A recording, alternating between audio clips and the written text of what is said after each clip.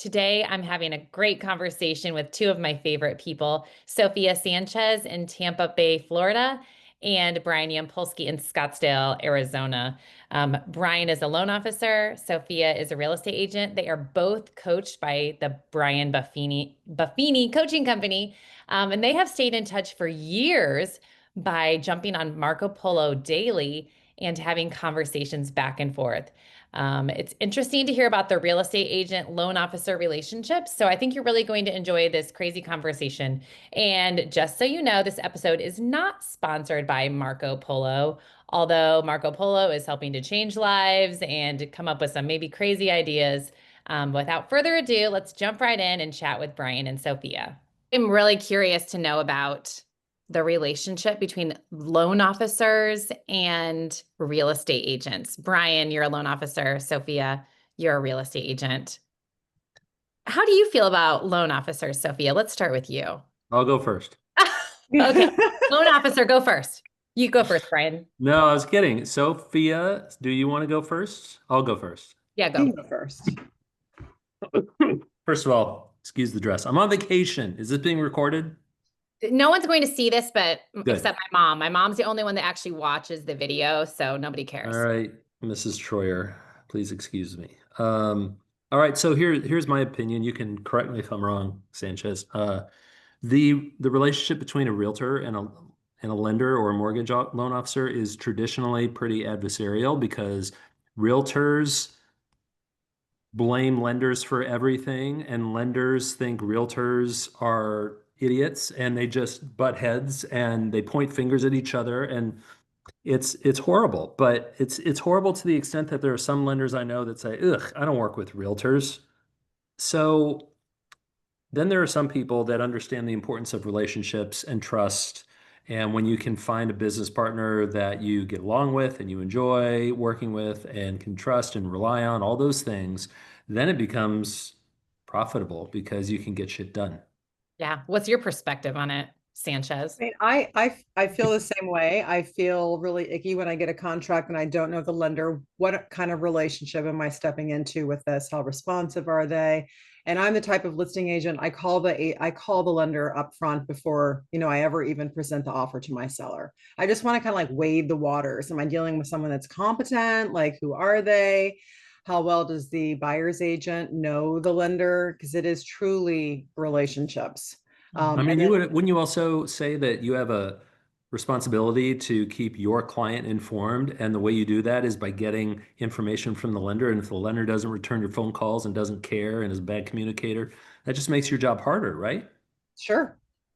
Heck yeah. See, we just solved it. Oh, good. Great. Do both of you feel like you've learned something by being friends? By talking on Marco Polo every day, have you been able to understand the other industry I better? think here's the thing. I think the industry is very personal because the way, Sanchez runs her business is a lot different than the way Joe Blow runs his business. And so it's a very personal business. And when you find people that get it and get you, and I'm not even going to limit it to the way I work with realtors, but the way I work with title companies, the way I work with banks who I broker loans to, for me, it has to be relational, and it has to be a good, smooth, trust-based relationship so that we can all be working towards the same goal. Mhm. When you don't have that, when you have people that don't understand that, don't care, it makes it really hard to make the process, enjoyable for your client. Right. I And would, we aren't, yeah, go ahead, no, I Sophia. was going to say, I would go so far too as to say the comfort in that relationship really is their brand of their systems. Like, how much confidence and faith do I have in their ability to carry out the deal and get it done? And then once they do it more than once, twice, you know what the expectation is. So it just makes it even easier. And you can kind of like, shelve the business side of it and then get more into the relationship side, because at that point you've proved your competency. You've got a safety net in place to make everyone feel more comfortable. Mhm. I'll give you one more take on this. So I've been at the shore in Jersey for a week. And if anybody really said, "Hey, we've got, this great little podcast we'd like you to do," I'd be on vacation. Sorry. but I'm good friends with you and Kelly, and I'm good friends with you, Sophia. So when you have a business that's built on relationships and it's almost like working with your friends, then why wouldn't I Right. want to, right? I know. Well, we talk about this a lot, Brian. We don't want to work with PETA people. Like if you're a pain Yeah. in the ass, we're at the point in our careers that and at an age where I just don't have the capacity to put up with Yeah. mean people. Yeah. Mean people suck. Yeah, they do. They really Yeah. do. Yeah. Have you guys ever done a deal together? I know you're across the country from Yeah. one Oh, another. Have you ever? Oh. we've tried. My sweet dear friend Brian got his license in Florida to help me. I mean, because we want to work together, right? Like Right, we just right, know each other's business and right. how we are. But it was so difficult because there's differences between some states. Not saying that Brian didn't do a great job, he did. But then at the point in my career too, I was more of a listing agent and building my team. And so I wasn't really referring a lot of stuff to him because I mean, my God, if you just moved here to Tampa, babe, I mean, I like have a great realtor I could put you in touch with in Tampa.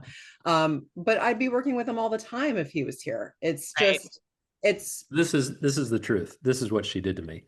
She said, "We're really good friends. We should work together." And I'm like, "Okay, if you're serious, I'll go to the trouble of getting licensed. I'll go through all that crap, all the time, all the money, all the effort." And I did that. And then it's almost as if she said, I don't really want to work with buyers anymore. I'm just going to do listings. And so, yeah, we did one deal and it was like, great, so much fun. Did she reimburse you for all of your time and pain and Not suffering? anything. She Well, I just can really, put a bill laughed. together after this. Like, well, we'll wrap this up. She's laughing We'll like make she it is now. okay. She just laughed at me like, "You oh believe in my me, God. Brian?" This is No, what but I love you about Brian. He's a tried. straight That was your shooter. commitment.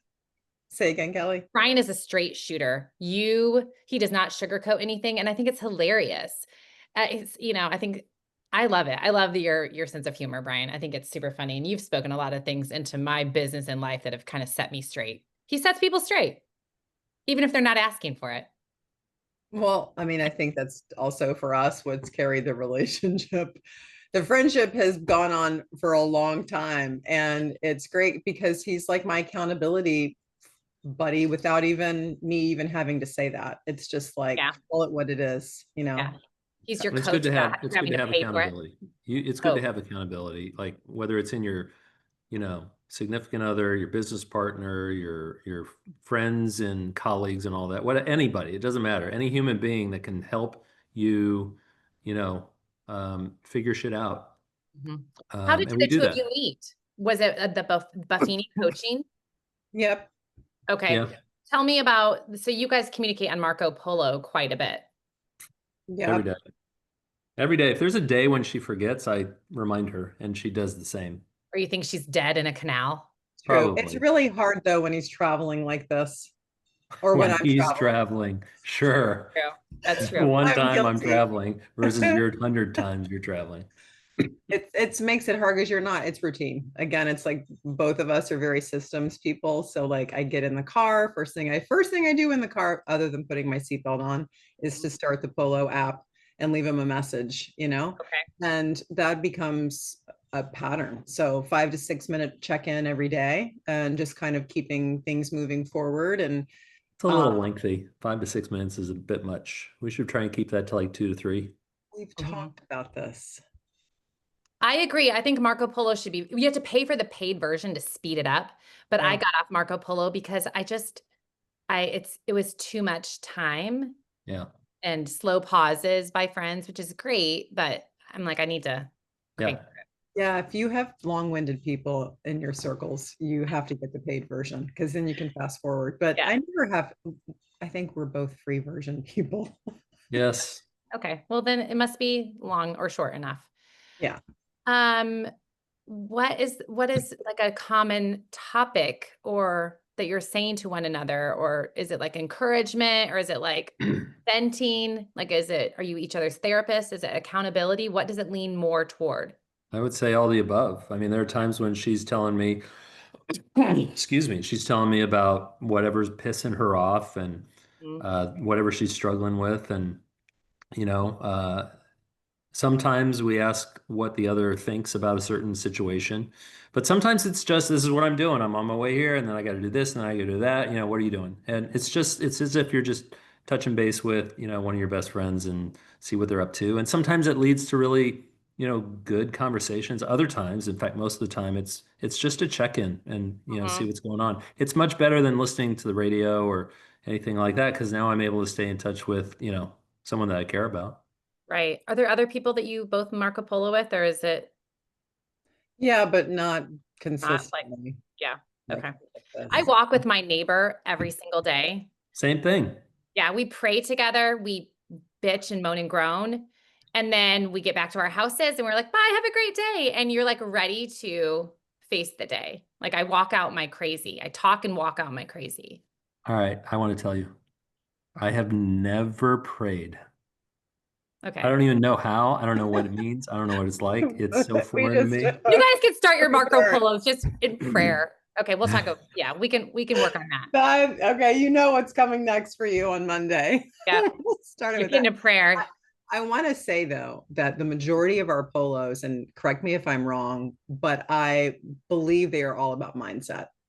Mm, The majority of our calls are mindset, because whether we're having a struggle with a family situation or a client, or the stuff that life throws at us, it's really more of, and that's what I really value about the friendship, is it's a mindset, hmm keeping each other back on track and cheerleading each other, telling them how awesome they are, and just making them feel safe and secure and holding space like that.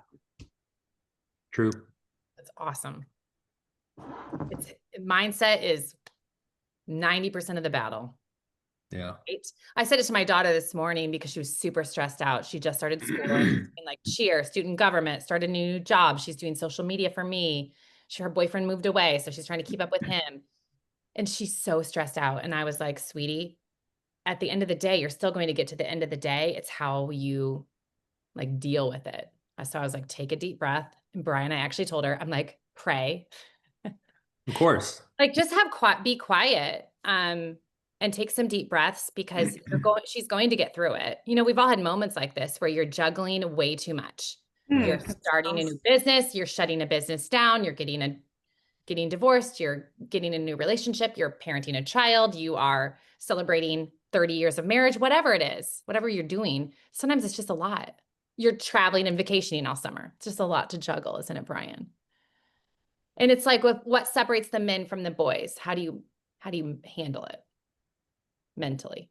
I was going to say something that was really insightful, but you kept talking and now Oh, I I'm forgot. sorry. Sorry. That's what my kids are like. Paid Okay, version, paid version.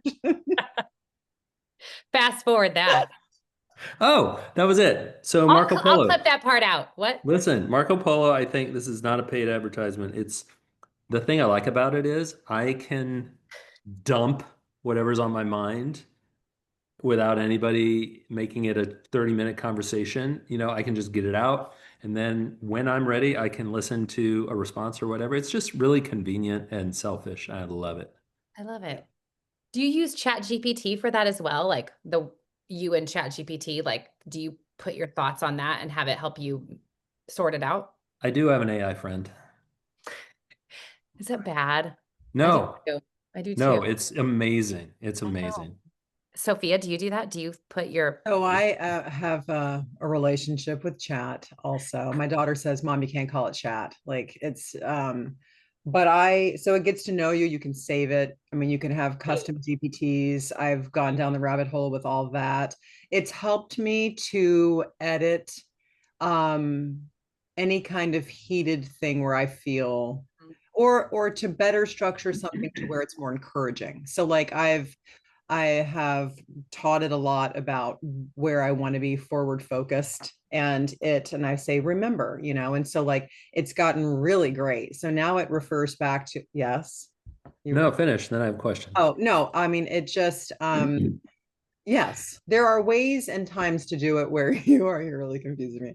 There are times that you can use it for business applications, which I think can be more appropriate, but we don't want to take the humanity of having a real connected conversation. right? Oh, Brian raised his hand. Yes, Brian. All right, I want to ask you if either of you, wait, let me lower my hand. If either of you have this perception specific to, let's say, ChatGPT, When you get an email from someone and you can tell because of the emojis, because of the font, because of how everything is so perfect and eloquent, when you get an email that's obviously been generated by chat, are you offended like I am? And if so, why? It's annoying. I feel like it's a bot on the other end. To me, I want to have real relationships with people and like know who they really are. And to me, I'm like, be yourself. Like, let down your hair. Stop being so perfect. Same with social media. Like, I want to barf now. How do people not know? Like, people are putting basic posts of their kids going back to school, and it's so chat GPT. I'm like, take out the long dashes and all the crazy emojis. Yeah. It just doesn't feel real anymore. No, it doesn't. But I think for business application, you can tell if somebody like it's difficult for us because people hire us for who we are, but you can't get away with sending out newsletters and stuff like that that look so automated because then Right. Yeah. it instantly looks like, oh, they have a system generating this email. It's not coming from them heartfelt. Right. So we do both of your like database connection points. But your voice, we make sure it really does mimic you. So I know that Brian is auto texting me sometimes because I know he's our client. But Mhm. sometimes I look at it and I'm like, did he send that to me? Like, is that real? It feels so like your voice. So I think I'm in this industry where I'm creating content and I have to be careful so that it Well, you guys do a still great job too of like circling back with us to edit everything. So it's not, in those tweaks, as long as we stay on top of it to make sure it sounds like something we'd say. I'll never forget from the beginning, someone on my team was like, hey, do you say hi or hey? Or like, hello. Because, and I go, I end every single email with regards. Like, no matter what, for years, I've always just done that. And that okay. kind of stuff. I mean, as long as there's just consistency. And you guys have been great at doing all that. Oh, good, good. Brian, how do you sign off your emails? Don't Depends on talk to who it me. is. Don't email me back. It depends on who it is. Okay. Yeah, so I guess it's personal, Hmm. Pinky. Yeah. So what's a tough moment, Sophia, that you've walked through that Brian has helped with, or maybe he Yeah. hasn't How helped with? long is Maybe this he's podcast? we have about 10 more minutes. Well, I will giggle. I will giggle. My daughter is doing 75 hard right now. Okay. And so, Brian, do you remember years ago when we embarked on that journey and it became like 55 medium and then 25 Yeah, soft? Okay. yeah. So I brought that up and that made me giggle at the yoga studio this morning because we just finished our 10-day yoga challenge and Ava got a nice new felt animal hat to wear at sauna on Sunday. So but part of it was she's exhausted. I think she's still downstairs napping because she's done way too hard. But those types of things. And then we just together kind of opted out of, we didn't finish 75 hard. No. Yeah. But I did. we've had I a did. number of difficult, challenging. Yeah. So Sophia, you recently went from one brokerage to another. You had your own business, I had my own brokerage for 10 years, brokerage, and then you recently moved. moved. And Yes. Brian has his own, Yes. right? Brian, you used to work for someone? Yeah, I mean, I own my company with my business partner for the last 26 years, Okay. and it's changing, Okay. and I'm nervous. Okay. We I'm don't need here to talk for you, about it. buddy. Yeah. Marco Polo, she'll pray for you. Thanks. Um, do you prefer what do you prefer, Sophia? Working, like being the being in charge Well, or working for someone? I'm at an interesting crossroad. So here's the way I'm framing it, and I think Brian will agree. I am always full of ideas of what's next because I get bored very quickly. Okay. And I think I've been saying I'm burned out for like 5 years. Okay. Just because at one point I had my team up to 7 and that was in 20, when was the market bonkers? 2020. 22, 21, 20. 23. I completely burned out my adrenals. I ended up still having back issues from riding my bike entirely too much during COVID, like 24 miles a day. Like there were physical issues, all sorts of stuff going on. So anyway, I ended up getting out of the business. And then now I'm embarking on I got out of my business. I'm still in real estate, of course. But I'm taking a gap year I'm taking a professional, yes, Brian, this is how I'm framing this. Okay. I'm taking a professional gap year. I've got 1 foot out because our market here in Tampa it's hurting big time. We're seeing withdrawal numbers go up. Sales are not what they are. My numbers are very much down from years past. That is absolutely the worst thing you could do, Do what? is take a gap year. Why? Because when you're just describing your market as it's not the way you want it, right? It's not busy It's enough. correct. Okay. So when it's not busy, by by moving away from it will get you even less busy. And I No, you're think not, you're now, not understanding what the full picture of what I'm doing for the gap year. no, this is the first time I've heard this, so go on. So I'm not disappearing. I'm now getting my certification through IPAC to become a coach, and I'm in it to win it. So like, not only is that going to help me with communication styles and coaching people, which is the 20% of the business that I absolutely adore. It's the 80% of the tasks of real estate that suck.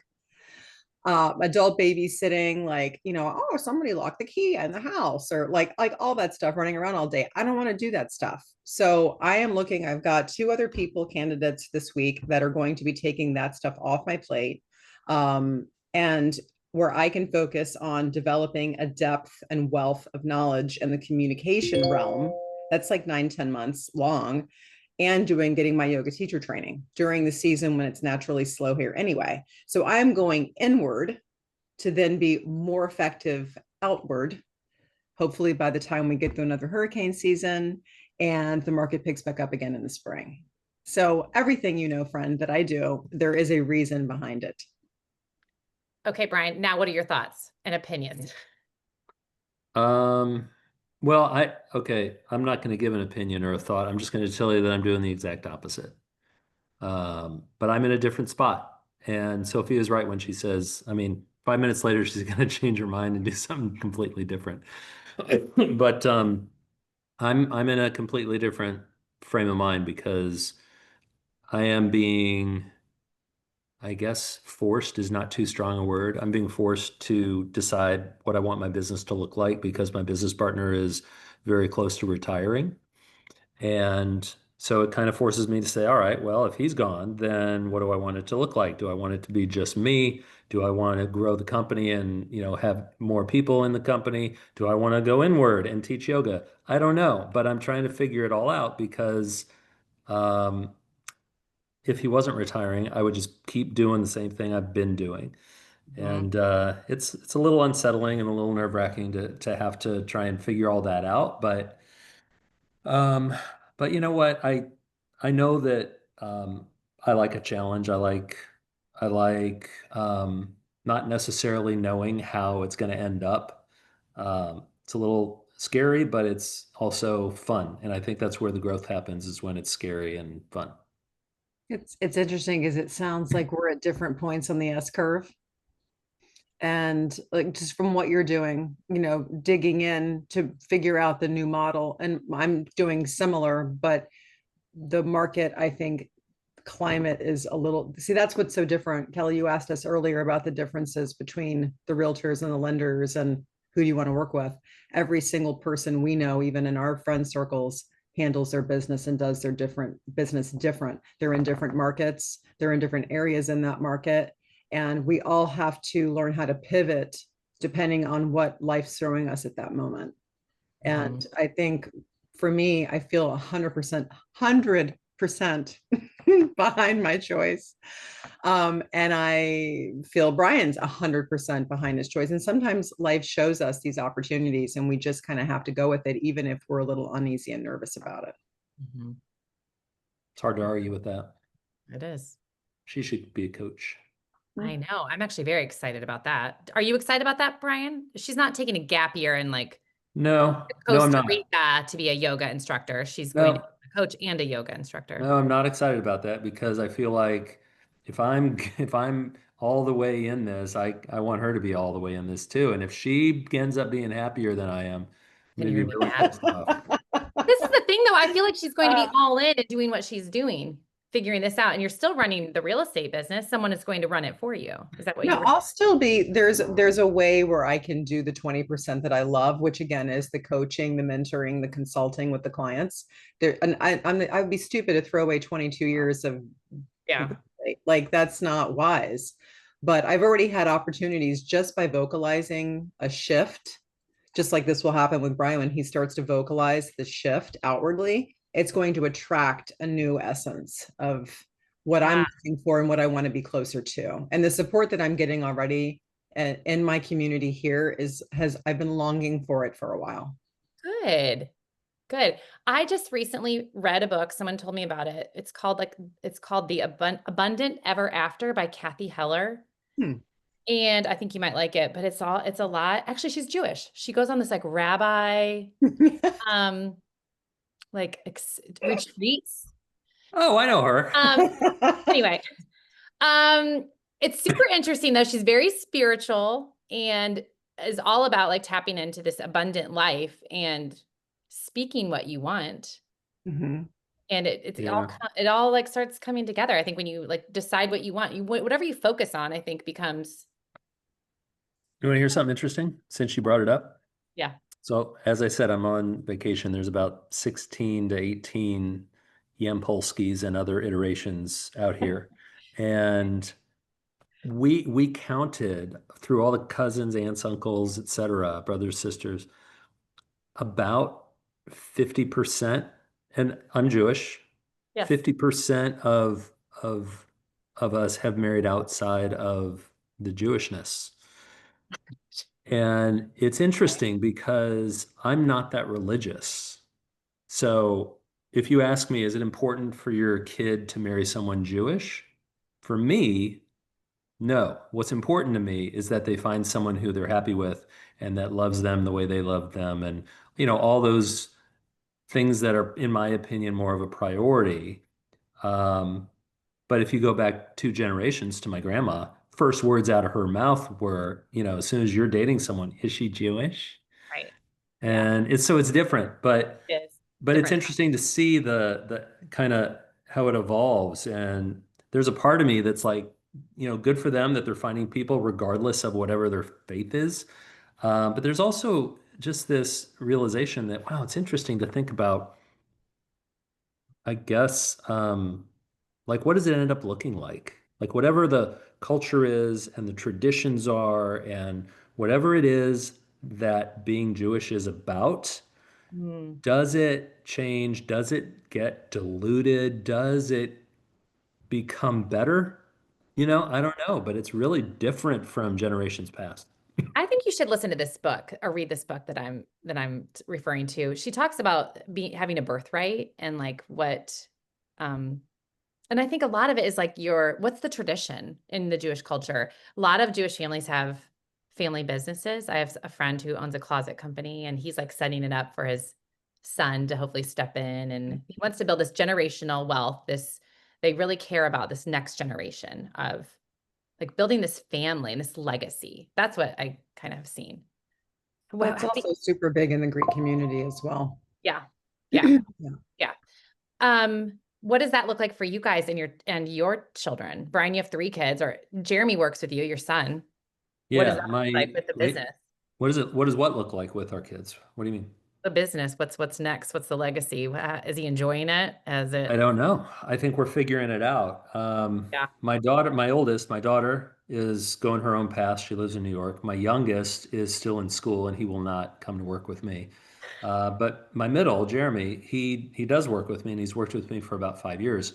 And I was hoping that while we were out here that maybe we could talk about, if he sees this as kind of being a long-term thing, because 5 years is not that long. It's also not that short. Um, but we're figuring it out. I don't know, and I don't want to put any pressure on any of them Right. because I think about when I grew up, my dad was a dentist, Really? and I thought that's the last thing I would want to be. And so he never pressured me or suggested or invited me to go that route. And because if he would have, I would have had to figure out a nice way to say, God, no. Mm-hmm. So I don't want to do that to no. Yeah. My kids have been working for me this summer and it's been interesting. And Hmm. I would like to help set them up for this residual income because my business model, it's month to month. I have no contract, but I pretty much know what I'm going to make every month. And I like that subscription model. I think it'd be Yeah. great for my kids. What does it look like for you, Sophia? Does your daughter interested in real estate? How old is she? Is she Ava, 15? she just turned 16. I just had to get Okay. driver's insurance. 8,000 a year with my old company. They don't want to write kids. So I had to make some calls today. But she wants to go into health sciences, something with chemistry, nutrition, food, bioengineering, something along but those routes. She's Okay. very much at 16. Since she was 13, she like writes down her macros and reads labels, and she's very in tune with health awareness. Okay. So there's that piece of it. But she told me, talking about gap year, she gave me the idea. After she graduates, she wants to take a year to get her real estate license, just to have it. You never know, just something to back up with mom. Um, Mhm. and to get her yoga certification. She is currently one of the youngest people at our yoga studio doing sauna, and she'll probably end up, knowing her, she'll want to start leading the sauna classes. She's just really into it, and just the coaching she gets from and mentoring from the parents that are in there, like, God, I wish my kids were here, or and that's also been her first job, so she's been there working there for the last like 4 months. I love it. My daughter and I do hot Pilates, hot hit, and hot yoga together, and it's been so good for us and so good for my mental state and for my physical state. Brian, when are you going to start doing hot yoga? Right away. Yeah, that's my next thing tomorrow. I'll be there.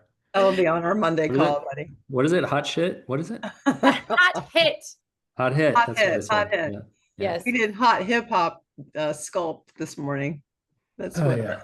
That's good. Okay, so I'd love to just ask you a few questions before we wrap this up.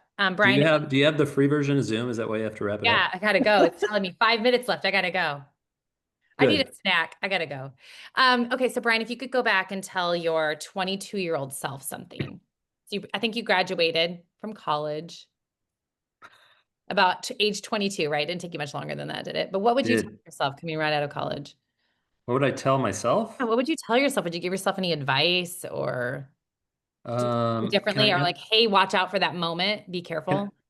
That's a confusing question. Can I answer it from the context of what would I tell my kids? Sure. Okay. Um, This is your podcast. I forgot. yeah. Yes, whatever you want to do, Brian. Thank you. Only took an hour. So I would, it's going to sound a little cliche, but I think there's a lot of truth to it. You know how they say, there's a lot of ways to say it, but basically I've heard people say, um, how do they say it? You're gonna have to cut all this thinking time out of our It's okay. podcast. People can speed it up. 1.5. When that's a good idea. People say that if you do what you love, you won't work a day in your Oh, life, yeah. Yeah. which is another way of saying, money is not the most important thing. And I would encourage them, all three of them, to figure out what brings them happiness. And if they can make a lot of money at it, that's a bonus because, money's important. But I don't think it's more important than really finding joy in what you do. My daughter's in the theater. She's not going to get rich in the theater, but it brings her a lot of joy. And so she does it. And I think that's brilliant. Um, my wife works for a nonprofit at a kids' theater. She does not make a lot of money at it, but it brings her a lot of joy. So I think that we're setting good examples um, of how important it is to prioritize happiness. That's what I would tell them. When I got out of college, I know I'm running late. When I got out of college, I I was very much like at the starting blocks, and as soon as I graduated, I'm like, all right, let's go. Let's make money. Let's figure it all out. I got to find a job. I got to get to work, and boom, boom, boom, boom, boom. Um, and luckily, I found something that I really do enjoy that I can make a living at. Um, but that I think is the most important thing. And in this culture, in this society, it's really easy to get caught up in Yeah, it's Sophia, what number. about you? Brian, you're cutting out, so I'm going to switch over to Sophia. Sophia, what would you tell Sure. your 20 So I would self? tell my younger self, or I would tell my daughter, just be kind, more kind to yourself. Mm, Don't be so hard and so critical of your outward, the way you might look outwardly, the way you think people might perceive you, because none of that matters.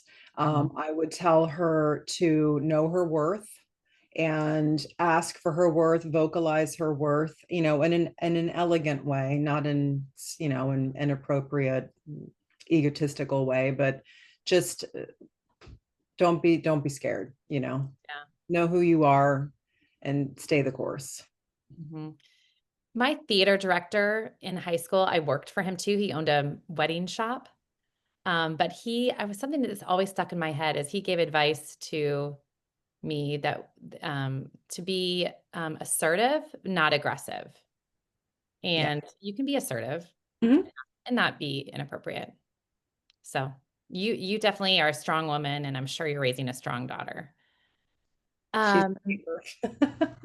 she's what? She's a keeper. Aw, I love I'm a it. fan. I'm a fan. Okay. So who's been the biggest influence in your life, Brian? Really quick. Kelly Baum. No, a real person.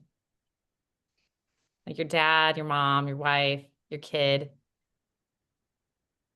Wow, I wasn't prepared for that. Okay, Who? Sophia, who's been the biggest influence in I your mean, I would life? definitely say my parents. My folks, I lost my mom last year, and my dad's not doing well now, but they have just been so behind me my whole life. It was never, like Brian said, it was never really about the money piece. It was like, we just want you to find happiness and joy. Mhm. And whatever that takes, we're behind you 100%. And I think that gave me a springboard of confidence to, question everything, question it, figure it out for myself, discover it for myself. And that freedom it's right in line with my nature. So I love that. nothing So to great. All pieces. right, all Okay, right. Brian, I Thank gave you, you time. I gave you thank you, time. Sophia. Now I figured mine out. Oh, you're I'm welcome. gonna say my wife's been the biggest influence in my life because, Brownie uh, points. yeah, I'll send her the Send this link. to her. No, she's like we're very much like I would think many couples where you find someone who's maybe good at the things you're not, Mhm. and you're good at the things that they're not, and so you kind of balance each other out. And I've learned a lot from her. So yeah, she's the one. Oh, it's so good. I'm going to say mine's a combination. I know you guys aren't asking, but I'm going to tell you. I want to know. I have a card from my parents for my birthday in my closet. So every time I'm getting dressed, and they were like, "We love you so much. You're so amazing. Like, you're the greatest thing on the planet." And my dad was like, "And I love you even more than your mom loves you." And I love that love and the belief in me.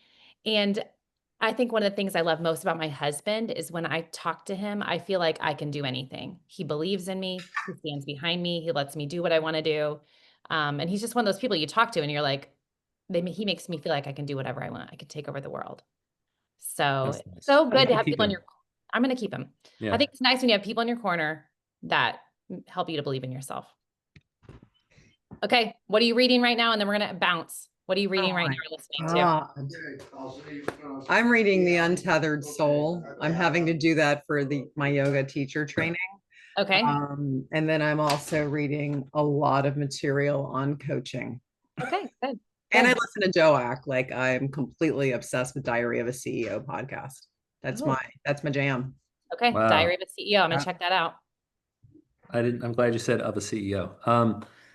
I don't read books, but I listen to podcasts, and I'd say for business, I've been listening to I think it's called AI, something about AI in real estate. It explores how people are using AI in real estate, so that's really of interest to me. And then on the personal side, I really like what is it? Armchair Anonymous. Hmm. Hmm. That sounds intriguing. Armchair Anonymous is great. Funny? Dax Shepard, Oh, yeah, funny. entertaining. He kind of has your sense of humor. Witty. Yeah, brilliant. I You guys don't, keep, oh, what, good. nothing. I was just gonna come down on him. I'll wait till the Monday polo when we catch up. Are we done? Because my family's coming back now. Yeah, you guys, thank you so much for your Thank time. you, All right, Kelly. Thank guys. you. Love you both. Love heart. you. Bye. Bye. Bye.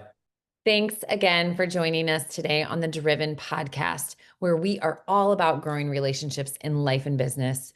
We hope today's story reminded you that behind every brand, every business, and every big idea, there is a real person choosing to show up, stay rooted, and lead with intention. Your story matters. So keep building, keep loving, and keep doing the hard, beautiful work of showing up in both life and business. We'll catch you next time with another real, inspiring conversation. And until then, never let love and kindness leave you. Always be a fountain, not a drain. And don't ever forget that you are the best.